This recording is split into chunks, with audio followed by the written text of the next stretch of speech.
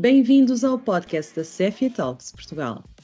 As doenças respiratórias continuam a ser uma das principais causas de morbilidade e mortalidade em Portugal. Por isso, num período pós-pandemia, é fundamental analisar os desafios da atual temporada respiratória. Neste episódio, contamos com a presença do Dr. Carlos Lopes, consultor de pneumologia e especialista de medicina intensiva. Seja muito bem-vindo. Atualmente trabalha em que unidade hospitalar? Portanto, eu trabalho no Serviço de Pneumologia do Centro Hospitalar Lisboa Norte. Somos, se calhar, o maior serviço de pneumologia do país e a nossa atividade distribui-se por dois polos. Portanto, no Hospital de Santa Maria, que é um hospital mais de agudos, e depois temos o Hospital Polivalente e temos um serviço de urgência com uma atividade que chega às 160 admissões por dia. Portanto, temos um grande volume de doentes. Considera que a pandemia nos trouxe algo de positivo? E eu acho que sempre houve infecções respiratórias, mas o que a pandemia veio trazer foi um maior awareness e que devíamos realmente começar a trabalhar de maneira diferente. E, portanto, é engraçado ao mesmo tempo.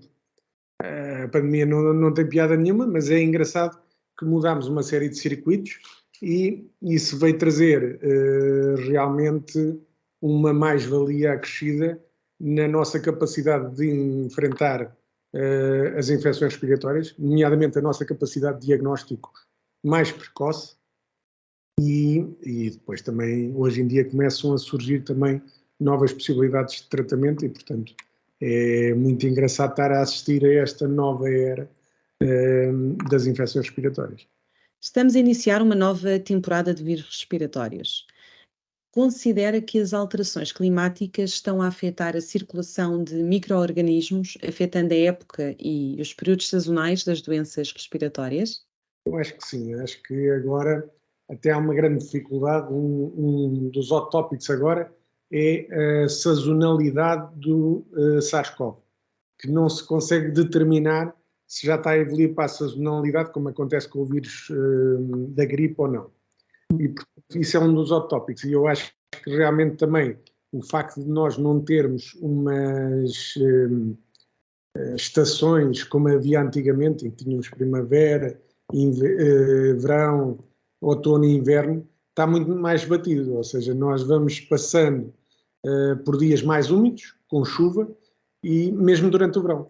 E no inverno acontece o contrário, e portanto eu acho que mesmo a transmissibilidade dos vírus respiratórios e das outras infecções que tinham aquela distribuição, quando eu aprendi, nós tínhamos um calendário e sabíamos, este mês é mês do pneumococo, agora para o mês que vem, e isso acabou, esbateu-se tudo, não é? Portanto, para além de novos agentes, nós temos também as alterações climáticas que vieram esbater, não só nesta área, mas em todas as áreas da medicina, portanto, na área da imunoalergologia, isso também veio, a época de polinização agora também é todo ano, e portanto temos que nos adaptar e realmente tentar antecipar, e o que implica também, temos um diagnóstico mais alargado. Ou seja, antigamente nós sabíamos que chegávamos a janeiro, fevereiro, íamos ter vírus de influenza. Isso agora mudou completamente e, portanto, nós precisamos nos socorrer de outras ferramentas que não o calendário. Portanto, o calendário já não é suficiente. E que ferramentas são essas que vocês adicionaram?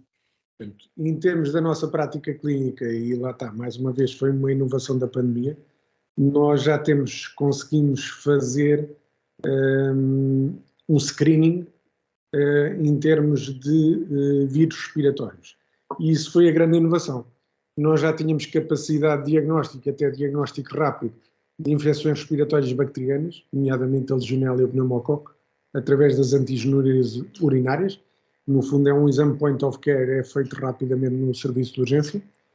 Mas, por outro lado, em termos de vírus, víamos alguns papers publicados internacionalmente em que conseguiam determinar a importância dos vírus respiratórios, por exemplo, como causa de exacerbação da asma brônquica ou como causa de exacerbações de DPOC, e nós cá em Portugal não tínhamos conhecimento absolutamente nenhum e imaginávamos que os nossos doentes e os nossos vírus se comportavam um bocado como lá fora. Hoje em dia já conseguimos, quando chega um doente respiratório ao serviço de urgência, rapidamente determinar quais os vírus implicados, do nosso painel de vírus que nós temos. E têm verificado que existem novos vírus a circular ou não? Mantemos essencialmente os mesmos face à temporada anterior?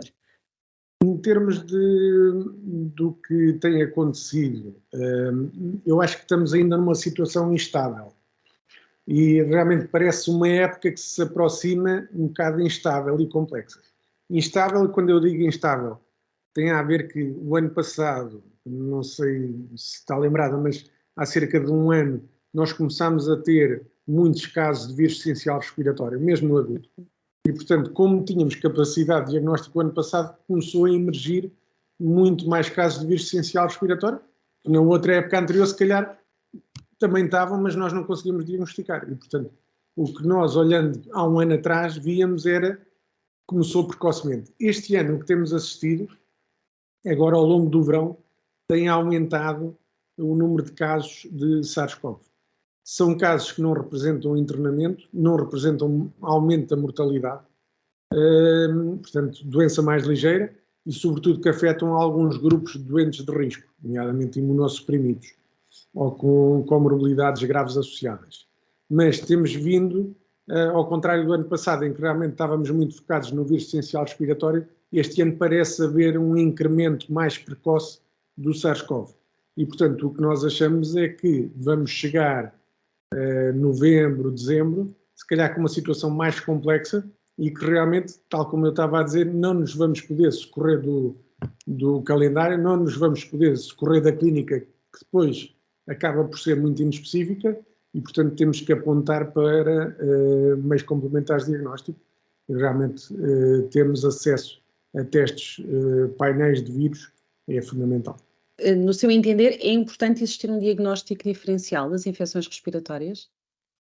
É, e cada vez é mais importante, porquê? Porque nós começamos a ter, podia ser só uma coisa académica, ou seja, queremos saber qual a percentagem de doentes com exacerbação de asma é que tem vírus. Mas hoje em dia já não é só isso. Portanto, hoje em dia nós começamos a ter ferramentas terapêuticas para saber que podemos tratar aquele doente de uma forma mais eficaz. Portanto, temos antivirais já direcionados para o vírus essencial respiratório, temos antivirais já direcionados para o SARS-CoV e para a influenza. E, portanto, vamos aumentar muito a nossa eficácia se conseguimos ser mais alvo, termos um alvo definido. E, portanto, importa, então, identificarmos o alvo para personalizarmos a terapêutica. Aumentamos a eficácia e diminuímos os efeitos secundários. Como nós sabemos, todos estes antivirais têm efeitos secundários, para além da diminuição dos custos. Por outro lado, conseguimos ter uma realidade do que se passa em termos epidemiológicos. Isso também é muito importante para planearmos o futuro. O vírus essencial respiratório é um agente patogénico que é facilmente transmitido e pode causar doença respiratória em qualquer idade, mas que afeta sobretudo crianças e idosos. Neste sentido, considera que poderá haver um crescimento acentuado da circulação deste vírus no próximo inverno? Eu penso que em relação ao ano passado não deverá haver esse aumento. Ou seja, portanto, o ano passado já tínhamos acesso ao diagnóstico, portanto este ano vamos continuar a ter. Eu acho que vai haver um equilíbrio entre os três vírus. Portanto, vamos ter, no fundo, aqui um triunvirato de vírus que vai ser responsável pelo quadro das infecções respiratórias e depois não nos podemos esquecer que atrás das infecções virais nós estamos a facilitar o caminho para as infecções bacterianas. E, portanto, até pelo risco da população já idosa, depois atrás destes vírus normalmente vem uma pneumonia bacteriana, que muitas vezes é pneumococos. E, portanto, não nos podemos esquecer então destas infecções híbridas, no fundo, em que temos primeiro a abertura do caminho pelo vírus, toda aquela descamação, portanto, toda aquela lesão do epitélio das defesas locais, que depois abre o caminho, então, para a pneumonia bacteriana e com o consequente aumento da gravidade e da mortalidade nestes casos. No inverno passado, muitas pessoas revelaram sintomatologia mais intensa relativamente à gripe, face aos anos anteriores. A que é que se deve esta alteração? Isso eu penso que tem a ver com o sistema imunitário. Portanto, nós tivemos muito isolamento social, tivemos muito medidas de proteção individual, nomeadamente a máscara, e de repente, quando essas medidas foram liberalizadas, porque a incidência diminuiu, houve uma emergência então dos outros vírus. Porquê? Porque o nosso sistema imunitário já não estava habituado. E, portanto, o nível de proteção da população em geral era mais baixo, o que tornou realmente as consequências das infecções banais mais gravosas. E, portanto, eu penso que este ano, mais uma vez, a gripe se calhar não terá tanta importância como teve o ano passado e será então um quadro mais complexo dos 3 agentes virais mais comuns, ou seja, o SARS-CoV, o influenza e o vírus essencial respiratório. Durante o período pandémico, falou-se muito sobre eventuais lesões ao nível pulmonar em doentes infectados pelo Covid. Atualmente, verifica-se algum tipo de sequela nestes doentes? É engraçado realmente que, tal como a Susana diz, e quando estávamos no meio da epidemia e víamos tantos casos e víamos lesões pulmonares tão graves, Exato. isso era assustador. Criaram-se inúmeras consultas de pós-Covid Exatamente. e elas desapareceram. E desapareceram porque eu também fiz parte dessas consultas. Uhum. Eu estava a fazer o seguimento dos doentes que necessitaram de ECMO por uma infecção, ou seja, por um ARDS, e normalmente era de causa infecciosa respiratória. E, portanto, eram os doentes mais graves, mais críticos, e depois o seguimento era feito nessa parte por mim. E apanhei alguns casos realmente de Covid-19 a necessitarem de ECMO. E o que é impressionante relativamente às outras etiologias, por exemplo, comparando com uma pneumonia pneumocócica, é que é assinalável o grau de melhoria das lesões. Ou seja, tínhamos lesões tão graves, que nós vimos no dia-a-dia, e eu também tive a fazer cuidados intensivos nessa altura, e ao fim de 6 meses, 1 ano, a regressão das lesões não era comparável com nenhuma outra patologia. Ou seja, o mesmo doente, com o mesmo grau de lesões, se fosse por SARS-CoV ou se fosse por um pneumococo, a melhoria das lesões provocadas pelo SARS-CoV era muito maior, muito maior. E, portanto, temos alguns casos de fadiga crónica, sobretudo, eu acho que sintomas extrapulmonares, ou seja, a afetação do sistema nervoso central, periférico, que isso persistem no tempo. Fadiga crónica. Agora, em termos de sequelas respiratórias, é muito engraçado ver como houve uma melhoria das lesões estruturais. O que nós temos é modificação do comportamento biológico de algumas doenças. Ou seja, por exemplo, os asmáticos não têm um risco acrescido, na maior parte dos casos, de contrair a infecção por SARS-CoV, nem de ter uma infecção mais grave, a não ser que estejam imunossuprimidos por causa da terapêutica, mas são poucos esses casos. Mas o que é facto é que muitos têm uma infecção ligeira, como todos nós, sobretudo se vacinados, mas depois o que se assiste é uma mudança do comportamento biológico da doença.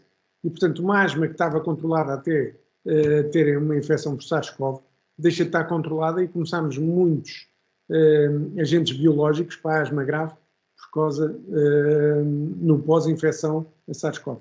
Tendencialmente, existe uma desvalorização dos vírus respiratórios? Eu acho que existe.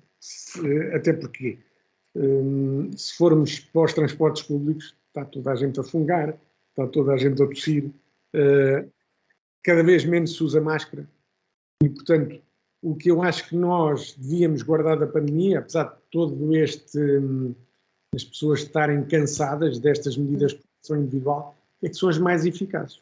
E são tão eficazes, por exemplo, para a gripe, como são eficazes para o Covid, como são eficazes para o vírus essencial respiratório. Se a pessoa tem sintomas respiratórios, deve usar máscara de proteção individual, não só para sua proteção, como para a proteção dos outros.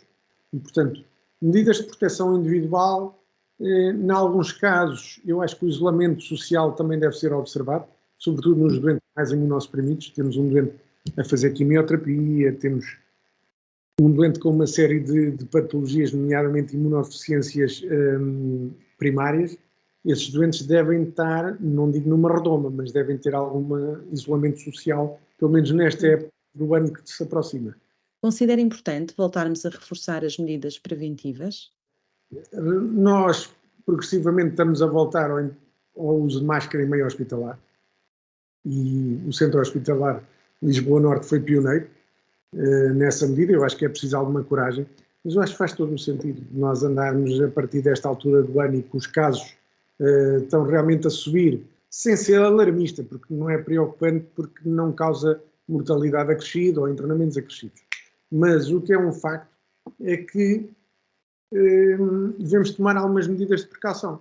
E é, se o doente tem sintomas, se nós próprios temos sintomas, colocar medidas de isolamento que protejam os outros e que nos protejam a nós, fazer o teste rapidamente, e para isso é preciso estar acessível. No seu entender, é relevante envolver os cuidados primários no diagnóstico de vírus respiratórios? Imagina o que é estarmos numa sala de espera de quimioterapia, por exemplo, doentes todos imunossuprimidos, está um doente cheio de tosse, e não haver a possibilidade de fazer um teste diagnóstico rápido deste doente. É completamente suicida. Portanto, eu acho que nem é muito caro, não é muito dispendioso. Portanto, temos que ter essa possibilidade. Pelo menos um teste antigénio e depois, conforme a estrutura, o grau da estrutura, se calhar um hospital privado, uma clínica maior, já precisa ter também testes de diagnóstico molecular rápido, que é para podermos fazer o isolamento, podemos pôr medidas de proteção individual, não é? Máscaras P2. Portanto, nós estamos mais conscientes dos perigos e, portanto, temos que ter uma cultura mais responsável e não sabemos quando é que volta outro episódio de alarme. Portanto, cabe em nós também, o nosso comportamento, mudarmos isso, mas cabe também às entidades responsáveis oferecer medidas que protejam a população. Estamos preparados para esta nova temporada? É uma nova pandemia, isto é mais ou menos como um terremoto, nunca tem. Mas, de qualquer das maneiras, acho que aprendemos muito.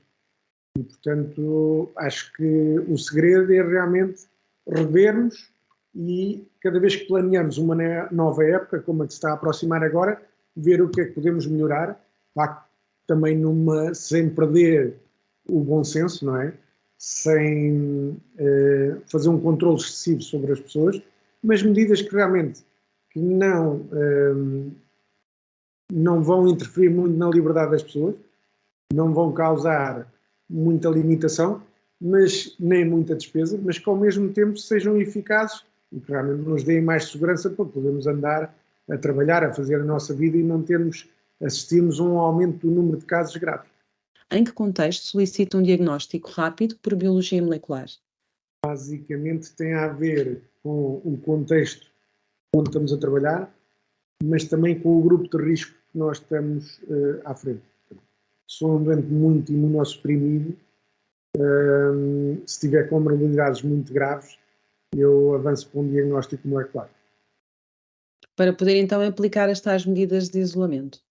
E para poder também tratar precocemente. O segredo também da eficácia da terapêutica é começar precocemente. Nesses casos tem indicação terapêutica e, portanto, nesses casos nós não podemos estar à espera de confirmações ou que temos que ter um teste com uma boa sensibilidade logo à partida. Portanto, importa muito a sensibilidade do teste nesses casos. A Organização Mundial de Saúde tem alertado para a possibilidade de uma nova pandemia. Suspeita-se que será causada por um vírus respiratório? Eu acho que é muito mais fácil ser causada por um vírus respiratório, porque tem a ver com a transmissão e tem a ver também com a globalização. O SARS-CoV ensinou-nos isso mesmo. Hoje está na China, amanhã está em Milão, no dia a seguir está em Portugal. E realmente isso tem muito a ver com as deslocações das pessoas hoje em dia e que realmente, se for por uma transmissão sanguínea, é muito mais difícil ser um vírus. E nós vemos casos como o ébola, que a disseminação nunca é de uma forma tão global como um vírus respiratório. Tudo o que seja realmente através de gotículas é muito mais complicado depois criarmos medidas de isolamento. No seu entender, quais são as principais ameaças à gestão e controle das infecções respiratórias? As principais ameaças é não reconhecermos o problema, em primeiro lugar. Isso dá para tudo, não é? Basicamente é isso, não reconhecemos o problema. Depois, eu acho que tem que haver realmente uma vigilância, e Portugal é pioneiro nisso, os médicos sentinela. Portanto, nós já fazíamos essa vigilância para a gripe e temos que alargar para os outros vírus. Temos agora ferramentas que nos permitem fazer isso, ou seja, a epidemiologia é muito importante para nos ajudar a planear e, portanto, é fundamental termos esses dados e agora já temos acesso de uma forma generalizada. E depois, por outro lado, é importante também tomarmos medidas, ou seja, fazermos o diagnóstico para tratarmos aqueles doentes mais graves que eu estava a falar há bocado e não deixarmos que esses doentes evoluam para casos mais graves, de internamento, cuidados intensivos, mortalidade. Por outro lado, o facto de reconhecermos precocemente os casos vai-nos permitir o quê? Vai-nos permitir o isolamento e medidas que não haja infecção nosocomial. Portanto, imagina o que é internar um doente com SARS-CoV que não esteja diagnosticado. Vai infectar uma enfermaria inteira. Não faz sentido. Aconteceram muitos casos desses e às vezes basta fazer o teste. Portanto, vale mais pecarmos por excesso do que por defeito. E por outro lado, muitas vezes estamos a tratar infecções bacterianas com antibióticos e o problema de resistências aos antimicrobianos hoje em dia é um problema de saúde pública, quando é só uma infecção viral. Mas há aquela velha prática de o doente vai ao médico, não pode sair de lá sem uma receita. E normalmente o doente gosta do antibiótico. E, portanto, hoje em dia, não só no combate às infecções respiratórias provocadas por agentes virais, mas no seu todo, nós conseguimos ser muito mais eficazes. E assim conseguimos também termos grandes progressos em termos de stewardship de resistência aos antimicrobianos. Portanto, eu acho que realmente termos capacidade de diagnóstico e depois fazermos o tratamento adequado é fundamental. E realmente é dar uma mensagem de esperança. Eu acho que é fundamental, que acho que estamos muito mais preparados, o sistema imunitário também já está habituado a estes vírus, a vacinação já está generalizada e que temos que ter preocupação com os grupos de risco, mas vai correr tudo bem.